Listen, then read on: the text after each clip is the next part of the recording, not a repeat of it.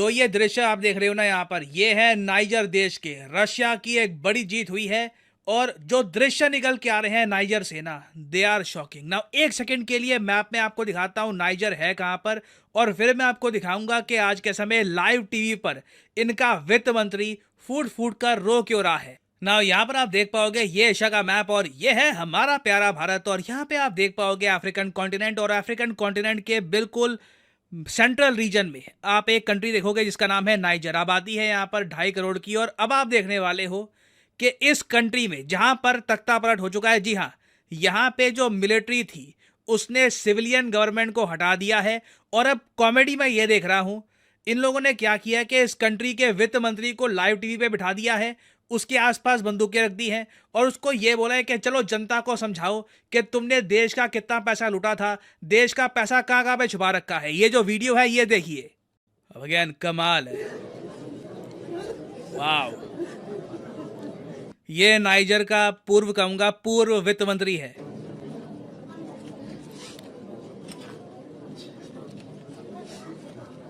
इसके आसपास आर्मी के लोग बैठे हैं जिन्होंने अब तख्ता पलट कर दिया है, उनके हाथ में बंदूकें हैं, उन्होंने कागज दे दिया है इसको।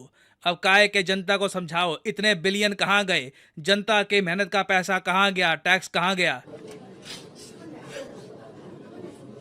और इस आदमी को अच्छे से पता है कि जो इसको बोलना है ये पूर्व निर्धारित है।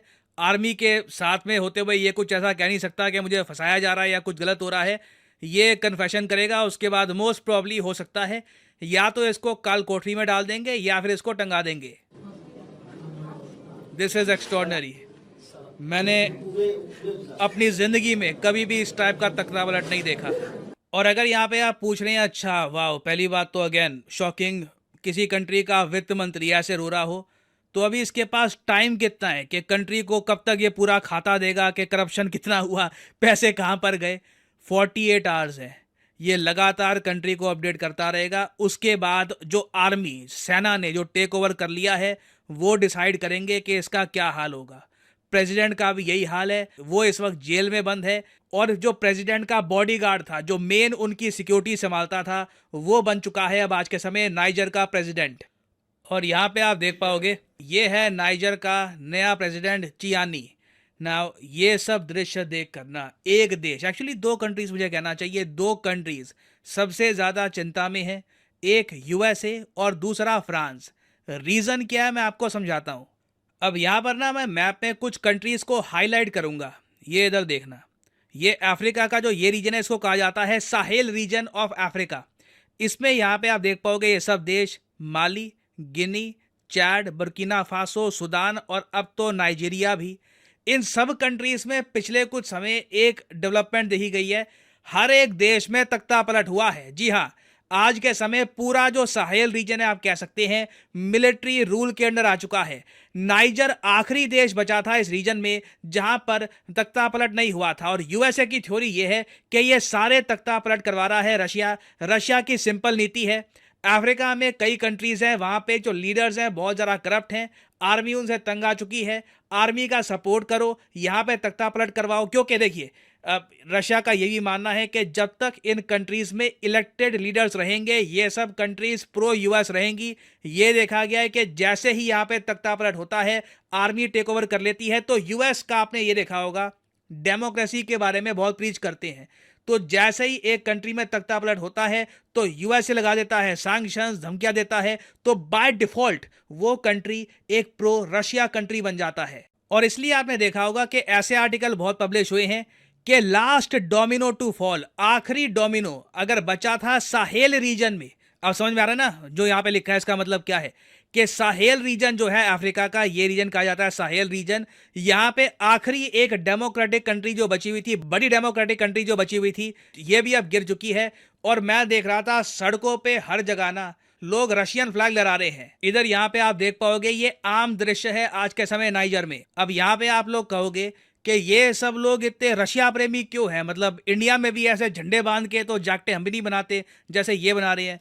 देखो अब कहानी यही है, इन सब कंट्रीज में ना साहेल रीजन की हर कंट्री में ये एक पैटर्न देखा गया, जो लीडरशिप थी डेमोक्रेटिकली इलेक्टेड लीडरशिप, इनका परिवारवाद चल रहा था। ज़्यादातर कंट्रीज में ना कई सालों से दादा प्रेसिडेंट या बाप प्रेसिडेंट, फिर उसका बेटा आ गया, एक फैमिली है वही राज कर रही है, करप्शन हो रहा है लंबे समय से। तो लोग ना चाहते थे कि उनको एक नई लीडरशिप मिले। और आर्मी, मैं आपको बता दूं, हर कंट्री में ना लोग अपनी आर्मी पे बहुत ट्रस्ट करते हैं कि आर्मी डिसिप्लिन, सही लोग हैं, ये देश का सोचेंगे। ये लोग देश का नहीं सोचेंगे तो कौन सोचेंगे। तो जब आर्मी टेक ओवर करती है एक ऐसे देश में जहां पे लोग तंग आ चुके थे रूलर से, तो लोग सेलिब्रेट करते हैं। और उनको ये अच्छे से पता है कि इनकी जो आर्मी अब टेक ओवर कर चुकी है ना, उसकी यूएसए काफी आलोचना करेगा। यूएसए ने ऑलरेडी बोल दिया है कि जिस प्रेसिडेंट को हटाया गया ना नाइजर से, उसको ये कंप्लीट सपोर्ट देंगे। और ये चाहते हैं कि जल्द से जल्द नाइजर की आर्मी पीछे हट जाए ताकि सिविलियन गवर्नमेंट वापस पावर में आ जाए। तो नाइजर के लोगों को अभी अच्छे से पता है कि जियोपॉलिटिकली अब इनका सबसे बड़ा मित्र मुल्क बन चुका है रशिया। और मैं काफी बार देख रहा था, कई अफ्रीकन लोगों ने ऑनलाइन ये लिखा है कि हमें वैसे भी रशिया पसंद है। Why? Because Russia treats us as equals. ये लाइन ना बहुत कॉमन है, मैंने अफ्रीकन सोशल मीडिया में बहुत देखी है, हर जगह देखी है कि एक्चुअली यूएस जैसे बात भी करता है ना हमसे, डेमोक्रेसी नहीं है, ह्यूमन राइट्स नहीं है, हमें ऐसे लगता है कि हम बहुत छोटे लोग हैं यूएस के सामने। एटलीस्ट रशिया हमसे एज इक्वल कंट्रीज बात करता है। एटलीस्ट उनसे जब हम बात करते हैं तो लगता है कि हमें रिस्पेक्ट और डिग्निटी मिल रही है। और याद रखिएगा, एक पुराना मुहावरा है, मान सभी को भाई। जो मान होता है ना, रिस्पेक्ट है, वो सबको अच्छी लगती है।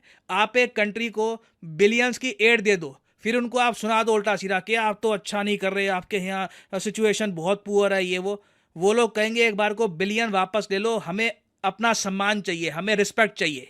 ऑफ कोर्स इस रूल का एक एक्सेप्शन भी है। कुछ कंट्रीज होते हैं वो कहते हैं भाड़ में गया सेल्फ रिस्पेक्ट वगैरह, $1 बिलियन लाओ। पाकिस्तान एक इसका शाइनिंग एग्जांपल है। बट अभी जो नाइजर में हो रहा है, जो रशिया के झंडे लहराए जा रहे हैं, जो रशिया के लिए एक अनवेवरिंग सपोर्ट बन चुका है ना, इससे ना सिर्फ एक कंट्री में, अगेन पूरे साहेल रीजन में रशिया की एक प्रॉपर पकड़ बन गई है। और अब यूएसए के लिए और इवन यूरोप के लिए ये एक बहुत ही बड़ी सरदर्दी होगी कि एक बड़े कॉन्टिनेंट से रशिया का इन्फ्लुएंस ये कैसे हटाएंगे। और रशिया, अगेन मैं यही कहूंगा, मैं यहाँ पे आपको एक आर्टिकल दिखाना चाहूंगा कुछ महीने पुराना। एक टॉप नेटो मिलिट्री ऑफिशियल थे, उन्होंने एक बात कही थी। इन्होंने ये कहा था कि माना कि आज के समय रशिया स्ट्रगल कर रहा है, यूक्रेन में काफ़ी दिक्कतें हैं, वहाँ पर सैंक्शन वगैरह लगा दिए हैं। इन्होंने पूरे नेटो को याद दिलाया था, never under estimate Russia. Russians बहुत लंबे समय से अकेले एक जियोपॉलिटिकल बैटल लड़ रहे हैं पूरे नेटो के अगेंस्ट। ये कंट्री आसानी से हार नहीं मानेगा, ये जियोपॉलिटिकली रास्ते निकालेगा। और ये जो अभी नाइजर में हुआ है, ये बिल्कुल एक मेजर जियोपॉलिटिकल विक्ट्री है रशिया की। और पूरे नेटो को ना आज के समय ये कोड याद आ रही होगी, never under estimate Russia. Now अब यहाँ पे आप पूछोगे आगे हम क्या देख सकते हैं। देखिए, बहुत ही सिंपल सी बात है, आप खुद ही एंटिसिपेट कर पा रहे होंगे। यूएसए वही करेगा जो यूएसए को करना आता है। बहुत ज़्यादा हैवी सैंक्शंस ये इम्पोज कर देंगे नाइजर पे। सेम टाइप के सैंक्शंस जो म्यांमार पे लगाए हैं, सेम टाइप के सैंक्शन जो रशिया पे लगाए हैं, अब एक एक करके अफ्रीका के बहुत सारे कंट्रीज़ पे लगाने पड़ रहे हैं। ना मैं एडमिट करूंगा नाइजर एक लैंडलॉक्ड कंट्री है, इन पे सैंक्शन लगाने से वर्ल्ड इकोनॉमी को कोई झटका लगने नहीं वाला। मगर रशिया धीरे धीरे ना एलाइज पकड़ रहा है। यूएसए जेन्युइनली सर पकड़ के सोचेगा कि पूरा साहेल रीजन हाथ से कैसे निकल गया। तो दिस इज क्वाइट शॉकिंग। और इससे रिलेटेड इन द फ्यूचर और डेवलपमेंट्स आती हैं, इंडिया कुछ स्पेशल इसके बारे में बोलता है, तो उस पर मैं अपडेटेड वीडियो बाद में आपके लिए ले आऊंगा। फाइनली यहाँ पे मैं आपसे क्वेश्चन पूछूंगा। क्वेश्चन ये है कि नाइजर देश को देखो आज़ादी मिली थी 1960 में। आपको बताना है कि नाइजर को किस कंट्री से आज़ादी